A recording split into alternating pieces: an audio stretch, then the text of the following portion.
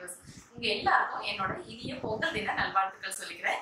இன்னைக்கு நான் பார்க்க போற ரெசிபி கரும்பு சாறு பொங்கல்.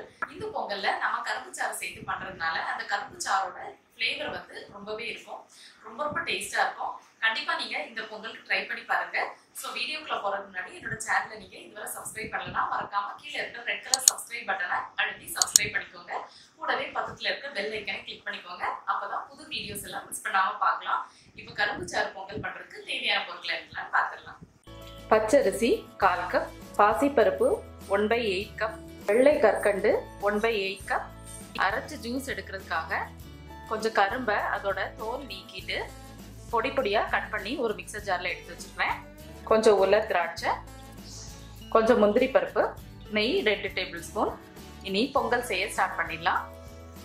ஃபர்ஸ்ட் நம்ம எடுத்து வச்சிருந்த கரும்பை அரைச்சு சாறு எடுத்துக்கலாம். அதுக்கு நான் கொஞ்சம் கரும்பை சின்ன சின்ன துண்டுகளா கட் பண்ணி மிக்சர் ஜார்ல எடுத்து வச்சிருக்கேன். இதுல கொஞ்சமா மட்டும் தண்ணி சேர்த்துக்கலாம், நிறைய சேர்த்துறாதீங்க, கொஞ்சம் சேர்த்தா போதும். இப்போ இதை ஃபைன் பேஸ்டா நல்லா அரைச்சிக்கலாம். இந்த மாதிரி நல்லா அரைச்சு எடுத்தாச்சு. இதை இப்போ வடிகட்டிக்கலாம். பாத்திரத்துல ஒரு ஸ்ட்ரெயினர் வச்சுக்கோங்க. அதுக்கு மேல நம்ம அரைச்சதை போட்டு நல்லா வடிகட்டிக்கலாம். இந்த மாதிரி ஒரு ஸ்பூனால அமுத்தி விட்டுக்கோங்க, அப்போ கீழே ஜூஸ் எல்லாம் கலெக்ட் ஆயிடும். எல்லாத்தையும் கம்ப்ளீட்டா வடிகட்டினதுக்கு அப்புறமா நமக்கு இவ்வளவு ஜூஸ் கிடைச்சிருக்கு. இந்த கரும்பு ஜூஸ்ல இருந்து நம்ம 1/2 கப் வந்து தனியா எடுத்துக்க போறோம். 1/4 கப் பச்சரிசி நம்ம இன்னைக்கு யூஸ் பண்றோம். அதுக்கு 1/2 கப் கரும்பு ஜூஸ் தேவைப்படும். இப்போ நான் கரெக்டா 1/2 கப் கரும்பு ஜூஸ் வந்து தனியா எடுத்து வச்சுக்கிறேன். இப்போ நம்ம பொங்கல் செய்ய ஸ்டார்ட் பண்ணிடலாம். பொங்கல் பண்றதுக்கு ஒரு ப்ரெஷர் குக்கரை ஃபர்ஸ்ட் ஹீட் பண்ணிக்கோங்க. அதுல நம்ம வச்சிருந்த பாசி பருப்பை சேர்த்துடலாம். பாசி பருப்பை சேர்த்து நல்ல வாசனை வர்ற அளவுக்கு நல்லா வறுத்துக்கோங்க. ப்ரௌன் ஆக வேண்டாம், வாசனை வர்ற வரைக்கும் வறுத்தா போதும்.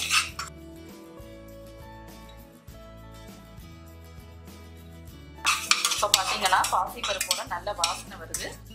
கூட பச்சரிசியை வாஷ் பண்ணி வச்சிருக்கேன், அதை சேர்த்துடலாம். இப்போ இதுக்கு கூட நம்ம அளந்து வச்சிருந்த 1/2 கப் கரும்பு ஜூஸ் சேர்த்துடலாம். நல்லா மிக்ஸ் பண்ணி விட்டுக்கோங்க. நம்ம கரும்பு சாறுலே போட்டு வேக வைக்க போறோம். அப்பதான் அந்த கரும்போட ஃப்ளேவர் வந்து நமக்கு பொங்கல்ல கிடைக்கும். குக்கரை க்ளோஸ் பண்ணி வச்சு லோ மீடியம் ஃப்ளேம்ல வச்சு 4 விசிலுக்கு வேக வச்சிடலாம். சில அரிசி சீக்கிரமே வந்துடும், சிலது வந்து கொஞ்சம் லேட் ஆகும். அதுக்கேற்ற மாதிரி நீங்க வந்து விசில் அளவை கூட்டவோ குறைக்கவோ செஞ்சுக்கலாம். இப்போ இதுல 4 விசில் வரட்டும். இப்போ குக்கர்ல 4 விசில் வந்தாச்சு. ஸ்டவ் ஆஃப் பண்ணிட்டேன். இது வந்து இனி இறக்கி வச்சிடலாம். இறக்கி வச்சுட்டு ப்ரெஷர் ரிலீஸ் ஆகுறது வரை வெயிட் பண்ணலாம். குக்கர்ல ப்ரெஷர் ரிலீஸ் ஆகுறதுக்குள்ள நம்ம வந்து உலர் திராட்சை முந்திரி பருப்பை வறுத்துடலாம். ஒரு பாத்திரத்தை ஹீட் பண்ணிக்கோங்க. பாத்திரம் ஹீட் ஆனதும் அதுல நெய் சேர்த்துடலாம். கீ உருகினதும் முந்திரி பருப்பு உடச்சு வச்சிருக்கேன், அதை சேர்த்துடலாம். முந்திரி பருப்பு பாதி செவந்ததும் உலர் திராட்சையும் சேர்த்துடலாம். 2 வறுபட்டுச்சு, வெளியே எடுத்துடலாம்.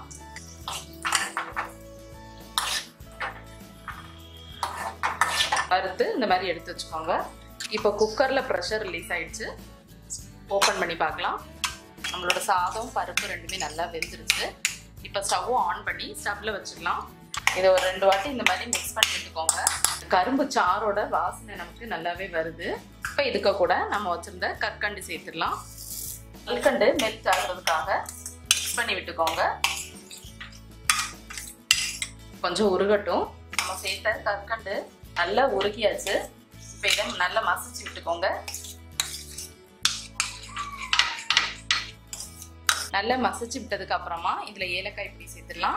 ஏலக்காய் பொடி சேர்த்துட்டு நல்லா கலந்து விட்டுக்கோங்க. இப்போ இதுக்கு கூட நம்ம வறுத்து வச்சிருந்த உலர் திராட்சை முந்திரி சேர்த்துடலாம். நான் வறுக்கிறதுக்கு யூஸ் பண்ண நெய்யை தனியாக எடுத்து வச்சிருந்தேன், அதையும் சேர்த்துடலாம். சேர்த்துட்டு நல்லா மிக்ஸ் பண்ணி விட்டுக்கோங்க. நல்லா கலந்து விட்டுட்டு இப்போ ஸ்டவ் ஆஃப் பண்ணிடலாம். ஸோ ஃப்ரெண்ட்ஸ், நம்மளோட கரும்பு சாறு பொங்கல் சூப்பராக ரெடி ஆயிடுச்சு. இந்த பொங்கல்ல கரும்பு சாரோட வாசனை இருக்கும். அது வந்து நிஜமாவே ரொம்ப டிஃப்ரெண்ட்டாக நல்லா இருக்கும். கண்டிப்பாக நீங்களும் ட்ரை பண்ணி பாருங்க. ட்ரை பண்ணி பார்த்துட்டு எப்படி இருந்துச்சுன்னு உங்களோட கமெண்ட்ஸை ஷேர் பண்ணுங்க. இந்த வீடியோ உங்களுக்கு பிடிச்சிருந்தா என்னோட சேனலுக்கு மறக்காம சப்ஸ்கிரைப் பண்ணுங்க. தேங்க்யூ.